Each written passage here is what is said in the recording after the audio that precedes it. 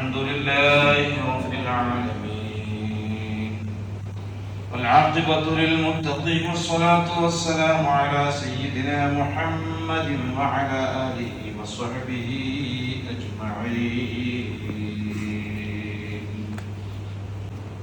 الله سبحانه وتعالى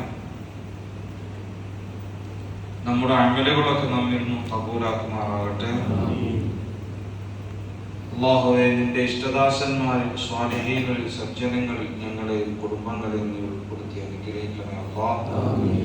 ഞങ്ങളുടെ ജോലികളിൽ, കുടുംബങ്ങളിൽ, സമ്പത്തിൽ, സന്താനങ്ങളിൽ, കച്ചവടങ്ങളിലൊക്കെ നീ ഖൈറും ബർക്കത്തും റാഹത്തും സലാമത്തും നൽകണേ റഹ്മാനേ. മരണപ്പെട്ടു പോയ ഞങ്ങളുടെ കുടുംബങ്ങളൊക്കെ നീ മഗ്ഫിറത്തും റഹ്മത്തും നൽകണേ അല്ലാഹ്. ഞങ്ങളെ പള്ളിക്ക് ചുറ്റും മറവ് ചെയ്യപ്പെട്ട ഞങ്ങളെ മുൻഗാമികൾ, അവരുടെ പരലോക ജീവിതം നീ സന്തോഷത്തിലാക്കണേ അല്ലാഹ്.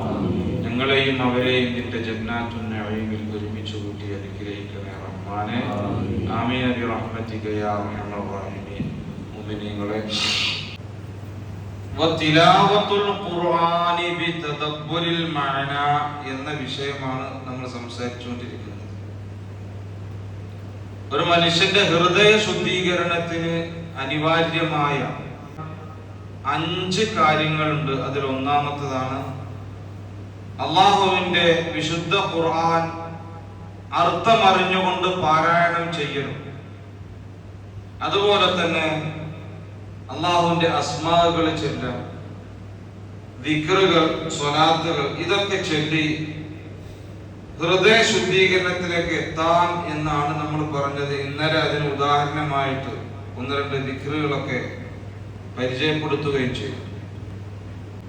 ഒരാള് സൂറത്തുൽ ഹശ്റിലെ ഇന്ന് ഞാനിവിടെ സുബൈക്ക് പാരായണം ചെയ്യുന്ന സൂറത്ത്, ലോ അൻസൽനാ ഹാദൽ ഖുർആന അലാ ജബലിൻ ലറഅയ്തഹു ഖാശിഅൻ മുതസദ്ദിഅൻ മിൻ ഖശിയത്തില്ലാഹ്. വിശുദ്ധ ഖുർആനിലെ സൂറത്തുൽ ഹശ്റിലെ അവസാനത്തെ ഈ ആയത്തുകൾ ഒരാൾ പാരായണം ചെയ്താൽ ഹദീസിൽ പറയുന്നു, വക്കലല്ലാഹു ബിഹി 70000 മലക്കിൻ യുസല്ലൂന അലൈഹി ഹത്താ യുംസിയ. വക്കലല്ലാഹു ബിഹി, അല്ലാഹു സുബ്ഹാനഹു വ തആല അവനെ കൊണ്ട് ഏൽപ്പിക്കും എന്നാണ്.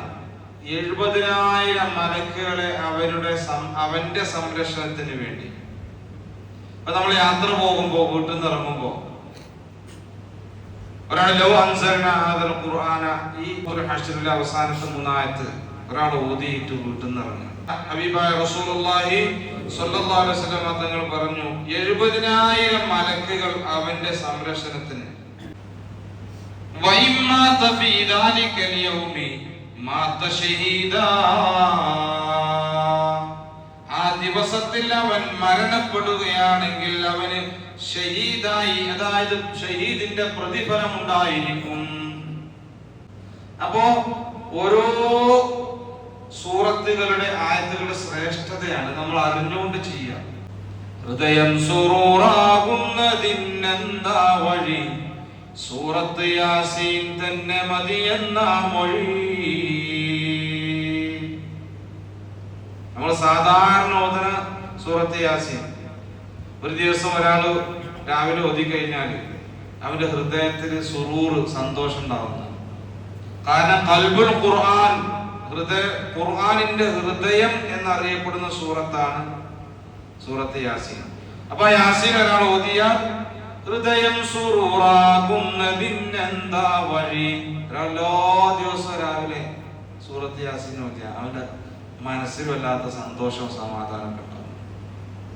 സൂറത്ത് യാസീൻ തന്നെ മതി എന്ന മൊഴി. ഇങ്ങനെ നമ്മൾ ഓതുന്ന ഓരോ സൂറത്തുകൾക്കും, സൂറത്തുൽ വാഖിഅ, സൂറത്തുൽ മുൽക്ക്, റഹ്മാൻ, സൂറത്തുൽ റഹ്മാൻ, പിന്നെ ആയത്തുൽ കുർസി, ആമന റസൂൽ, ഇങ്ങനെ നമ്മൾ ഓതുന്ന നിത്യമാക്കേണ്ട സൂറത്തുകൾക്കൊക്കെ വലിയ വലിയ മഹത്വമുണ്ട്. സൂറത്തു സജദ, സൂറത്തു ദുഹാൻ, ഇതൊക്കെ അതിൽ നിന്ന് നമ്മൾ കഴിയുന്നത് ദിവസവും ഓതുക. അപ്പോൾ ഹൃദയം ശുദ്ധിയാവേണ്ട ഒരു മരുന്നാണ് ഖുർആനോത്ത്, ദിക്റുകള്, സ്വലാത്തുകളൊക്കെ. അതതിന്റെ മഹത്വം പറഞ്ഞു.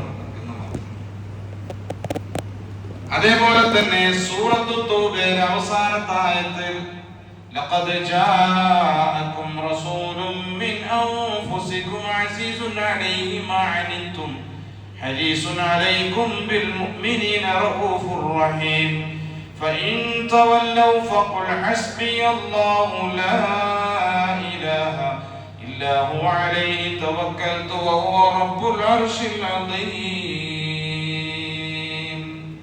قال رسول الله صلى الله عليه وسلم من قال حين يصبح وحين يمسي حسبي الله لا إله إلا هو عليه توكلت وهو رب العرش العظيم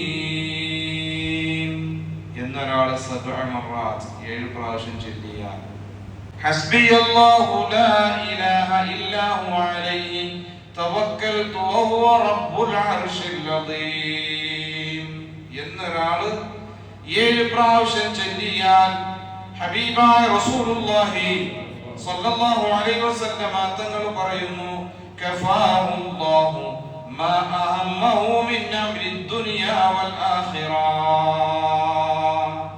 ദുനിയാവിന്റെയും ആഖിറത്തിന്റെയും കാര്യത്തിൽ അവനുണ്ടാവുന്ന അവന്റെ മനപ്രയാസങ്ങൾ, അവൻ ഉദ്ദേശിക്കുന്ന കാര്യങ്ങൾ, അവന്റെ ടെൻഷൻ എല്ലാറ്റിനും അത് മതി എന്ന് ഹബീബായ റസൂലുള്ളാഹി കച്ചവടത്തിന് പോവാണ്, വീട്ടിൽ നിന്ന് പോവാണ്, വേറെന്തേലും കാര്യത്തിന് പോകും. ദുനിയാവിന്റെയും ആഖിറത്തിന്റെയും എന്നാ പറഞ്ഞത്, ഒരു ദുനിയാവിന്റെ അല്ല. മിൻ അംരി ദുനിയ വൽ ആഖിറ. അപ്പൊ എന്ത് ചെയ്യാൻ ഒരാൾ 7 പ്രാവശ്യം രാവിലെ ഹസ്ബി അല്ലാഹു ലാ ഇലാഹ ഇല്ലാ ഹുവ അലൈഹി തവക്കൽതു വഹുവ റബ്ബുൽ അർശ്. അർത്ഥം ഹസ്ബി അല്ലാഹ്, എനിക്ക് അല്ലാഹ് മതി. ഹസ്ബി അല്ലാഹ്, അതാണ് ഹസ്ബി അല്ലാഹു വ നിഅമൽ വകീൽ നിഅമൽ മൗലാ വ നിഅമൽ നസീർ. ഹസ്ബി അല്ലാഹു ലാ ഇലാഹ ഇല്ലാ ഹുവ അലൈഹി, അല്ലാഹു അല്ലാതെ വേറൊരു ഇലാഹുമില്ല. ലാ ഇലാഹ ഇല്ല നമുക്കറിയാം. അലൈഹി തവക്കൽതു, അവന്റെ മേലിൽ ഞാൻ പരമേൽപ്പിക്കുന്നു. വഹുവ റബ്ബുൽ അർശിൽ അദീം, അവൻ ഉന്നതനായ അർശിന്റെ ഉടമസ്ഥനാണ്, റബ്ബാണ്. ഇതൊക്കെ പറയുമ്പോൾ മനസ്സിങ്ങനെ കരുതാം. അങ്ങനെ നമ്മൾ കടയിലേക്ക് ഇതൊക്കെ കയറി ചെല്ലിയിട്ട് നമ്മൾ ജോലിക്ക് പോകുമ്പോൾ അല്ലെങ്കിൽ കട തുറക്കുമ്പോൾ കടയിൽ കയറുമ്പോൾ നമുക്ക് അള്ളാഹുവിനെ തവക്കുലാക്കുമ്പോൾ അള്ളാഹു ബർക്കത്ത് ചെയ്യും. പ്രയാസങ്ങൾ മാറും, മനപ്രയാസങ്ങളൊക്കെ മാറും. അവന്റെ ദുനിയാവിന്റെ ആഖിറത്തിന്റെ കാര്യത്തിന് അത് മതി എന്ന് ഹബീബായ റസൂലുള്ളാഹി. അല്ലാഹു നമുക്കൊക്കെ ജീവിതത്തിൽ പകർത്താൻ തൗഫീഖ് നൽകട്ടെ. വലിയൊരു വിഷയമാണ്, ദിക്റിന്റെ മഹത്വം പറഞ്ഞാൽ തീരൂല. അതുകൊണ്ട് ഞാൻ ഈ വിഷയം നിർത്തുകയാണ്. നമുക്ക് രണ്ടാമത്തത് വിഷയം വലിൽ ബത്തുലിൽ ഖലാ. ഇൻഷാ അല്ലാഹ് അടുത്ത ക്ലാസ്സിൽ നമുക്കത് പറയാം. ഒരു മസ്അല പറയാം. സവ്വൂ സുഫൂഫക്കും എന്ന് പറയാറുണ്ട് ഇമാമിങ്ങൾ. അതിന്റെ അർത്ഥം എന്താ? സഫ് ശരിയാക്കണം, സമമാക്കണം. സഫ് സമമാക്കുക എന്ന് പറഞ്ഞാൽ വെറും മടമ്പോട് സമമാക്കുക എന്നല്ല ഇതിന്റെ ഉദ്ദേശം.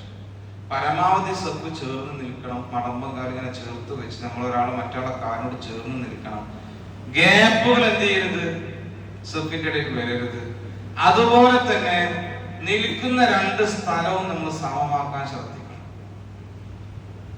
ഒരാള് നിസ്കരിക്കാൻ വരുമ്പോ വലത് ഭാഗത്ത് നിൽക്കുന്നതിന് പ്രത്യേക ശ്രേഷ്ഠത ഉണ്ടെന്നാണ്. ഇമാമിന്റെ വലത് ഭാഗം, അപ്പൊ എല്ലാവരും വലത് ഭാഗത്ത് നിൽക്കുന്നതിന് ഒത്തല്ല. വലത് ഭാഗത്ത് നിൽക്കാൻ ചാൻസ് ഉണ്ടായി നിൽക്കാം. എന്നാൽ ഇടത് ഭാഗത്ത് ആള് കുറവും വലത് ഭാഗത്ത് കൂടുതലുമാണെങ്കിൽ ഒരാൾ തുടരാൻ വേണ്ടി വരുമ്പോ അവർക്ക് ഏറ്റവും ഉത്തമം വലത് ഭാഗത്തേക്കാൾ എവിടെയാണ്? അവിടെ സഫ് ശരിയാണ്. അപ്പൊ ഈ കാര്യം ഇമാമായിട്ട് തുടരുമ്പോ ഒരാൾ ഒറ്റക്കാണെങ്കിൽ നോക്കാല്ലേ തൊട്ടടുത്ത് നിൽക്കണം, തൊട്ടടുത്ത് വലത് ഭാഗത്ത് നിൽക്കണം. 2 ആളാകുമ്പോ നേരെ മറിച്ച് മാറി ഇറങ്ങി നിൽക്കണം. അപ്പോ ഇമാമുമായിട്ട് തുടരുമ്പോ ഫസ്റ്റ് ആണെങ്കിൽ നമുക്ക് പറയാം ഇവിടെ നിൽക്കാറുണ്ട് നിൽക്കും. ഇമാമ നിസ്കാരം തുടങ്ങിയിട്ട് പിന്നെ വരുന്ന ആളുകൾക്ക് പിന്നെ ഇമാമിന് പറയാൻ പറ്റൂലല്ലോ. പറ്റുമോ? നിസ്കാരത്തിലല്ലേ. അപ്പൊ ഈ കാര്യങ്ങൾ ചില സമയത്ത് കാണാറുണ്ട്. ഇവിടെ കുറെ ആളുകൾ ഉണ്ടാവും, ഇവിടെ കുറവായിരിക്കും. അല്ലെങ്കിൽ ഇവിടെ കുറെ ആളുകൾ ഉണ്ടാവും, ഇവിടെ കുറവായിരിക്കും. അതൊക്കെ മനസ്സിലാക്കി അള്ളാഹു നമുക്ക് മനസ്സിലാക്കിയിട്ട് അമൽ ചെയ്യാൻ തൗഫീഖ് നൽകട്ടെ. അള്ളാഹുവേ, ഞങ്ങൾ പറഞ്ഞതും കേട്ടതും ഒരു സ്വാലിഹായ അമലായി നിങ്ങൾ കബൂലാക്കണേ റഹ്മാനേ. റബ്ബേ, മരണപ്പെട്ടു പോയ ഞങ്ങളുടെ കുടുംബങ്ങൾ, ഞങ്ങളെ പള്ളിക്ക് ചുറ്റും മറവ് ചെയ്യപ്പെട്ടവർ, അവർക്കൊക്കെ നീ മഗ്ഫിറത്തും റഹ്മത്തും അവരുടെ പരലോക ജീവിതം നീ സന്തോഷത്തിലാക്കണേ റഹ്മാനെ. ഞങ്ങളെയും അവരെയും നിന്റെ ജന്നാത്തുൽ നഈമിൽ ഒരുമിച്ച് കൂട്ടി അനുഗ്രഹിക്കണേ അല്ലാഹ്. ഞങ്ങളുടെ ജോലികളിൽ, കുടുംബങ്ങളിൽ, സമ്പത്തിൽ, സന്താനങ്ങളിൽ, കച്ചവടങ്ങളിലൊക്കെ നീ ഖൈറും ബറക്കത്തും റാഹത്തും നൽകണേ റഹ്മാനെ. ഗൾഫ് നാടുകളിൽ ജോലി ചെയ്യുന്ന ഞങ്ങളുടെ പ്രിയപ്പെട്ട പ്രവാസികൾ അല്ലാഹുവേ, അവരുടെ ജോലികളിലും കച്ചവടങ്ങളിലൊക്കെ നീ ഖൈറും ബറക്കത്തും നൽകണേ അല്ലാഹ്. ഞങ്ങൾക്കും അവർക്കും നിന്റെ ത്വാഅത്തിലായി, പൊരുത്തത്തിലായി ജീവിക്കാൻ ആഫിയത്തോടുകൂടെയുള്ള ദീർഘായുഷ്യം നൽകണേ റഹ്മാനെ. അല്ലാഹുവേ, ഞങ്ങളുടെ മക്കളെ നീ സ്വാലിഹീങ്ങളാക്കണേ അല്ലാഹ്. ഞങ്ങളുടെ ഭാര്യമാരെ, ഞങ്ങളുടെ പെൺമക്കളൊക്കെ നീ സ്വാലിഹാത്യങ്ങളിൽ ഉൾപ്പെടുത്തി അനുഗ്രഹിക്കണേ അല്ലാഹ്. എല്ലാവിധ അപകടങ്ങളിൽ നിന്നും മുസീബത്തുകളിൽ നിന്നും ഞങ്ങളെയും അവരെയും കാത്ത് രക്ഷിക്കണേ അല്ലാഹ്. ഞങ്ങളുടെ ആഖിബത്ത് നന്നാക്കി തരണേ റഹ്മാനെ. ഈമാൻ സലാമത്തിലാക്കണേ അല്ലാഹ്. ربنا آتنا في الدنيا حسنة وفي الآخرة حسنة وقنا عذاب النار. ربنا تقبل منا إنك أنت السميع العليم وتب علينا إنك أنت التواب الرحيم. آمين برحمتك يا أرحم الراحمين.